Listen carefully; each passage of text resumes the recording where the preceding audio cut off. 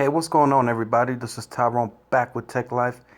And in today's video, well, for Fridays anyways, I wanted to start a new series called Weekly Recap, where I recap some of the things that happened in the wireless industry during the week and recap it with some opinions and some final thoughts. And I wanted to see if you guys wanted to take part in that. Also, I would like to display some speed test pictures and some new equipment installs across the nation to see if you guys, would like to see that. So today, this is part one of the series. So before we get started, I just wanted to let you guys know that I now went over the 22 gigabyte threshold on Verizon. So any speed test that you see going further until the next cycle will be over that limit, which I have about 16 days left in this cycle. So either tomorrow or the day after, you're going to start seeing some speed tests coming in to see if there's any slowdown. I haven't noticed any as of yet. So definitely just wanted to share that with you guys. Next, here we have some speed tests on Verizon Fios out of Pennsylvania. Sorry for the blurriness. The pictures didn't really come in too good. I want to appreciate Fios Addict for sending me these infos. He has some people that he knows out in the field. So definitely some good info there for you guys of Pennsylvania. I don't know the exact, areas of these speed tests, but it should be like this across Pennsylvania nonetheless. So good download, good upload, very good ping. Also, there's some T-Mobile speed tests there from Pennsylvania. This is their LTE on 2 bars. Ping 11, download 132, upload 61. I want to say I really don't know what configuration this is. I want to say this is 3 carrier aggregation, but the upload is very high, and this is an iPhone, so maybe they have some new technology up there, some small cells or whatnot. But 61, I've only seen upload that high on 256 QAM and 4x4 MIMO, so that's really good. I appreciate these speed tests a lot, seeing them from different areas. Here's another Fios one. As you can see, similar speeds. Here's another T-Mobile one, 74 on the download, 33 on the upload.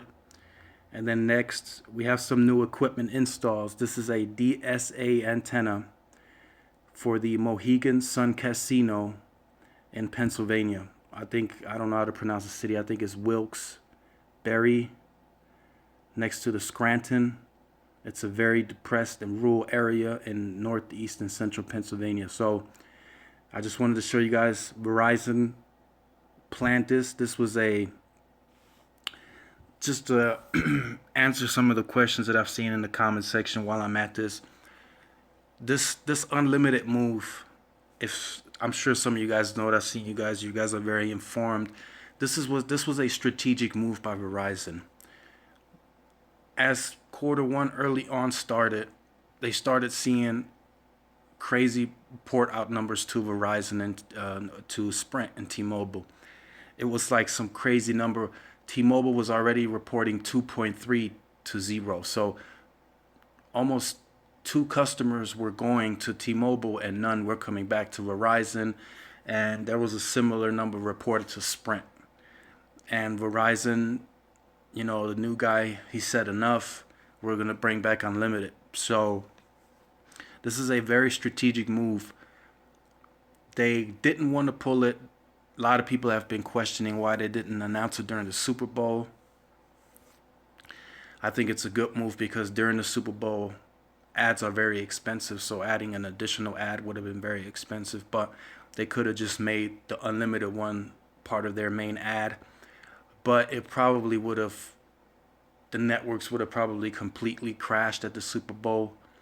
And people would have already been calling in on that day.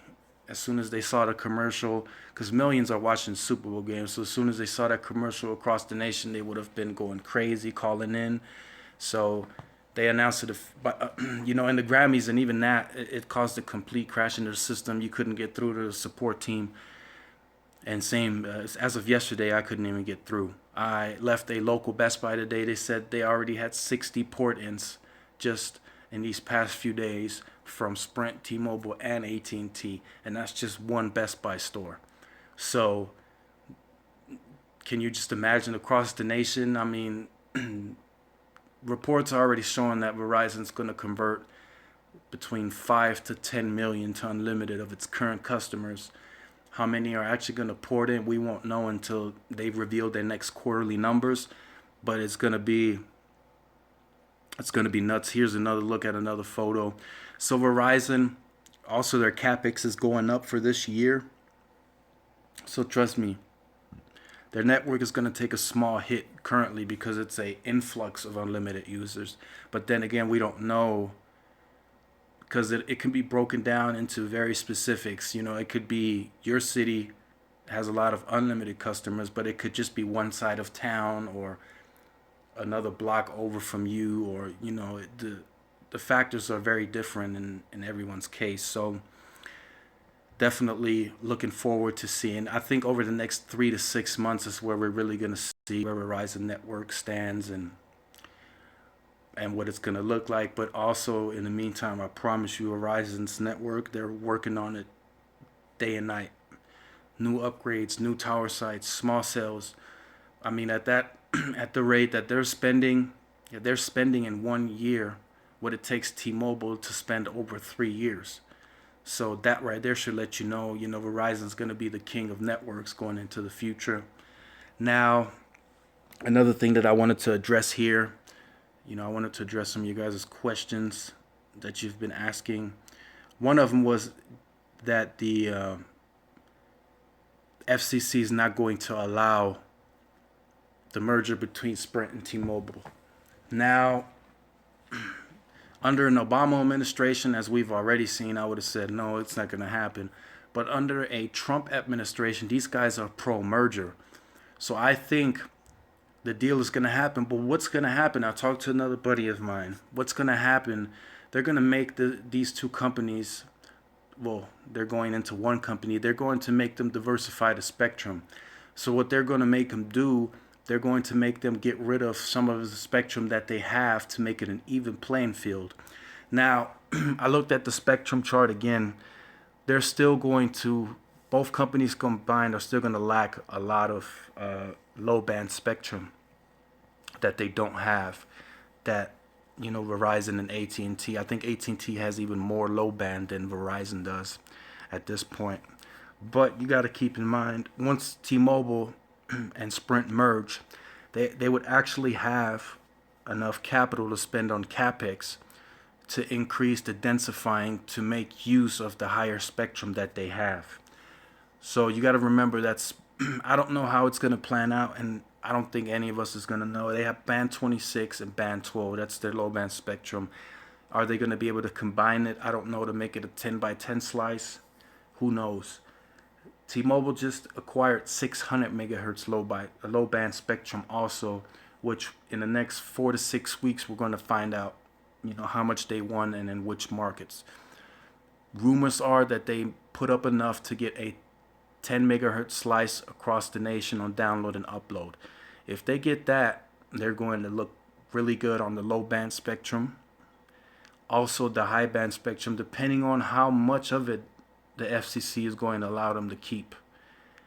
Sprint has a total of over 160 megahertz of 2.5 spectrum in the top 100 markets.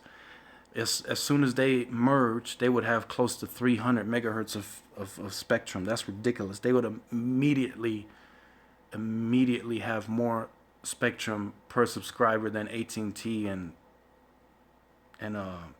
Verizon combined. So I don't think the FCC is going to let it go down like that, nor Verizon or at&t. They're very close relationship with the FCC. They're going to be right there in the front office on the first day if this deal goes through. But the deal itself is going to happen because Trump is against companies letting go of people. So Sprint's going to approach it like this. They're going to say, well, sir, if you don't allow us to merge and we have to stay as a standalone company, we are going to have to probably fire more people than when we merge, because they have to cost cut, because they have large debt due this year, which cost them to already stop lowering capex. And also by the time the real numbers are released, the capex might even be lower than what they set out for the guidance of 2017. So they're going to say we have to fund future capex for the network and future debt. They have another debt payment due in 2019 as well. They have about $31 billion in debt. So they want to lower that debt, and then they want to talk mergers, which right now is a quiet period. I don't think they're going to be able to talk till the end of April. So going into summer, second half of this year, we should have more info. Now, for us consumers, the best for the consumer is for everyone to stay like it is, to keep 4 carriers across the nation. If we narrow it down to 3, which we already know this is going to happen, that third carrier is now going to have just about as many customers as the first 2 because of the postpaid, the prepaid, and all the wholesale. Now, all the tower expenses come into play. They need to decommission towers because on some towers, Sprint and T-Mobile exist both. Decommissioning towers, once again, I've said this in other videos, is very expensive. Very expensive, to the fact that some Nextel sites, Sprint is still paying monthly rent because it's cheaper than to decommission the site. That's one.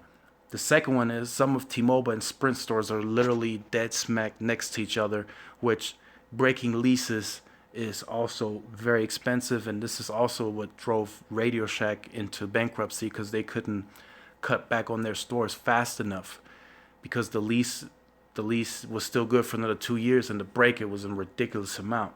So that's another thing. Another thing, what's going to happen to direct to you and all those vehicles? Did Sprint manage to pay them off through funding? Are they still maybe paying on these vehicles? Who knows?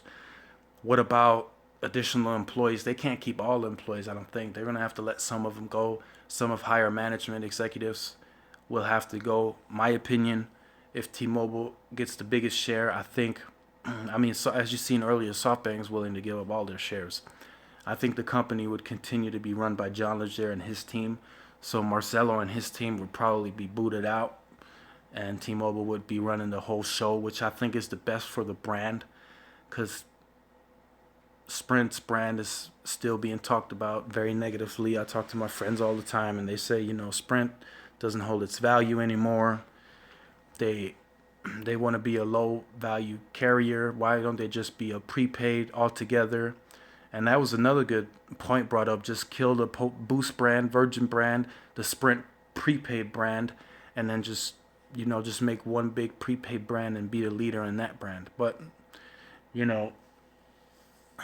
we should all work for Sprint. Honestly, we could probably all run the company better than them, but that's just my thoughts. So I want to hear from you guys in the comment section down below. There were a lot of plan changes. Unlimited seems to be now the thing going forward. I think now we're the only country in the world that has all carriers have unlimited across the board. I believe so, and at reasonable pricing. I don't think that's anywhere like that in the country, so that's a good thing. A lot of network news coming in the future. A lot of carriers are going to have to ramp up upgrades because of these new capacity issues that they will be having in certain areas. Now being allowed to stream HD, all that stuff. So this video was a little longer than anticipated, and the next ones probably will be longer as well. Got a lot of info to cover on the weekly recap. I see you guys are very interactive in the comment section, so I appreciate all of that. Also, shout out again to Fios Addict for sending in these pictures. I hope to see some more from you guys. And this is Tyrone with Tech Life. Like, share, subscribe, give these videos a thumbs up, and I will see you guys in the next video. Peace.